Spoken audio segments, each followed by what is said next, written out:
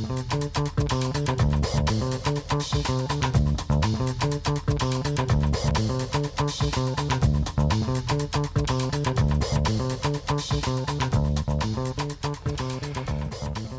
and congratulations on your purchase of the R8200 open tower rack system, the adaptable and functional open rack.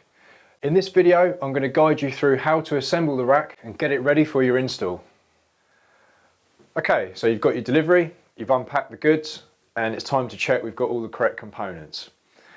You should have a top piece, which is this one here, a base piece, which is identified by the fixing holes for the castors in each corner. You'll have 4 pieces of rack rail, which will all be identical. You'll have some side supports. Now you have either 2 or 4 supports depending on the size of the rack. The taller the rack, more supports you'll need. And you'll also have the height adjustable feet. You get 4 of those. And of course you'll always get the screws and the fixings you need to assemble the rack. There are some optional extras such as the caster sets here. These are heavy duty casters and they're designed for racks which have a heavy load in them. So if you've got a tall rack with a lot of power amplifiers in them, we'd recommend using these. We'd also recommend using them in most circumstances anyway, because it makes it easy to pull the rack in and out for maintenance. As I said, they're not as standard, they are optional extras.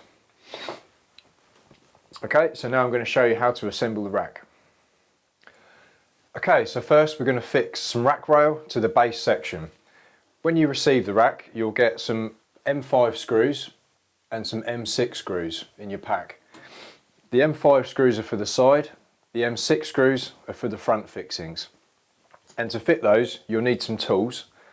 You'll need a posi drive screwdriver, a spanner or a socket with an 8mm fitting, and it will also be useful to have a cage nut insertion tool. We've got to fit some cage nuts to the rack rail before we can fit it to the base unit. So you want to fit some cage nuts to the first and the third hole on your rack rail. So I'm going to take a cage nut, M6 cage nut, and my cage nut insertion tool. I'm going to get my cage nut in there, and I'm just going to insert it into the first hole, and then I'm going to do the same for the third hole.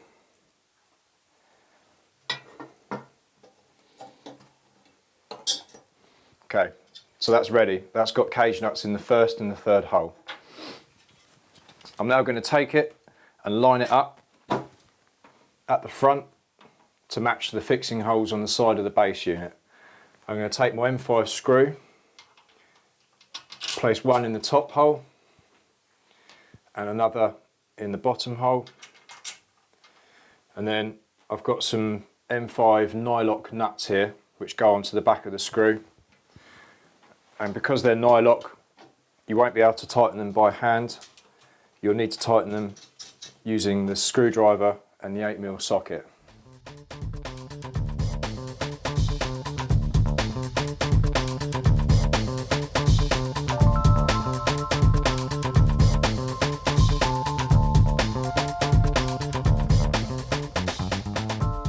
Now I've got my M5 screws in and I've got my M6 cage nuts in. I just need to put some M6 screws into the front. So I'm going to take the M6 cup washers that are provided, just place that over the screw and place it into the M6 cage nuts. I'll do that in the top and the bottom.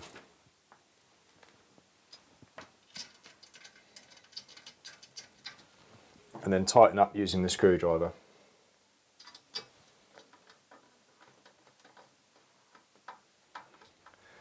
Now you can see I've got my M5 screws and my M6 screws in place. That's 4 fixings for each corner. It means it's really safe and it's really secure. Now all you need to do is just do the same for the other 3 corners. Okay, 4 rack rails fitted to the base piece. Top piece fits in exactly the same way. you just got to make sure you put your cage nuts into the first and third holes down from the top of the rack rail. It'll make it a lot easier to fit the top piece.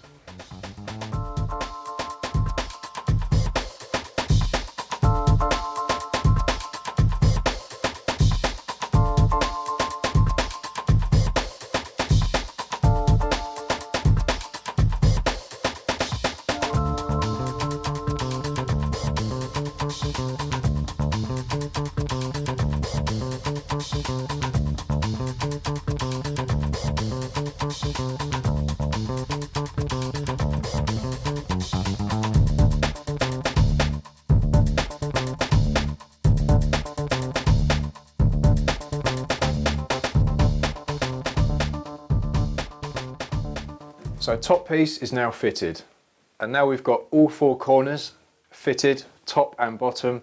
You can see what a difference it makes having 4 screws in each corner. It becomes really sturdy and there's absolutely no wobble in the rack at all. So now I'm going to show you how to fix our side supports.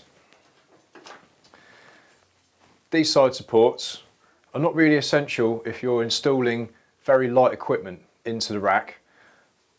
But anything heavy like power amplifiers and other equipment that's going to be adding weight to the rack, you really should be installing them before you put any equipment in to add extra strength. As mentioned before, you'll get either 2 or 4 side supports depending on the height of the rack. This one here is quite small, so it only needs 2, 1 on each side. They're fitted to the outside of the rack, and you can see the fixing holes are along the edge of the rack rail here. It's good practice to have them equal distance from the top and the bottom panels. So I'm going to show you how to fit them now.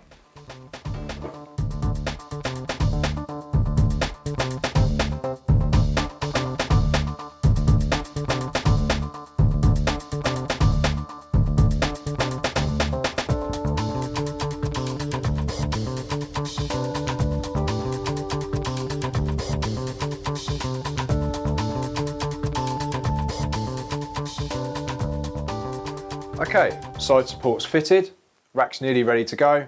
All we've got to do is fit the feet. These feet are height adjustable, but they're also stabilising as well. So if you've got an uneven surface, these will take care of it. And they're mega easy to fit as well. All you've got to do is tip the rack onto its side.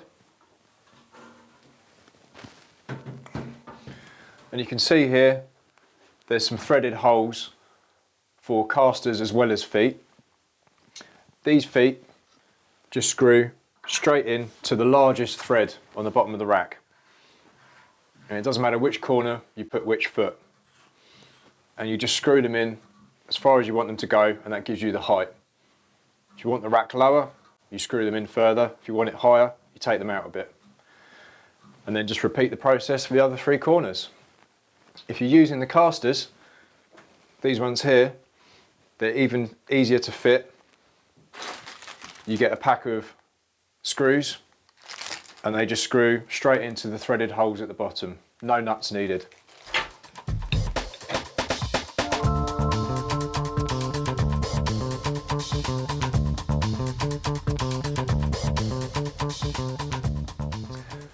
And here it is, the finished R8200 open tower rack system, complete with feet, side supports as well. For more details on where you can buy accessories for this rack, please check out the description below the video. Thanks for watching, and I'll see you next time.